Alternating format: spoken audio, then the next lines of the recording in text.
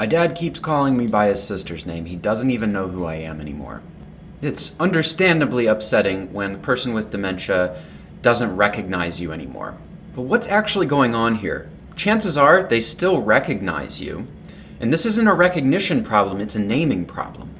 They know you're associated with love and family and compassion, and they're trying to find the right thing to call you. So they look for a name that's associated with those qualities, and they pull out the wrong one. So maybe instead of calling you by your name, they call you by the name of their sibling or their parent or a close family member or friend. There's something we can do that's really easy to help a person with dementia call us by our name. It's this, a name tag. Pretty simple. The ability to read words is a skill that we learn when we're fairly young. And if you look at this word, you can't not read it. It's such an automatic process.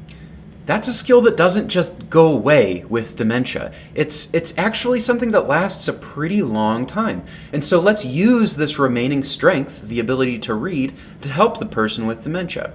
It might feel a little bit silly if you're a care partner to wear a name tag in your own home. And sometimes I hear people say, well, Dr. Shelton, isn't that cheating? Shouldn't they know my name? Shouldn't they know who I am? And to that I would say, think about somebody with a physical disability who's in a wheelchair. If they can't access a room in their home because there are steps, would we say, well, a ramp, that's cheating. They should be able to get up the steps on their own. Of course we wouldn't.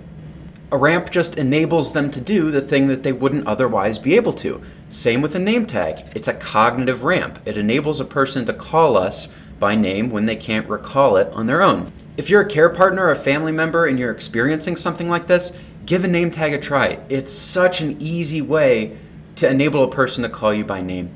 My name's Dr. Shelton with the Center for Applied Research in Dementia, and I hope this has been helpful.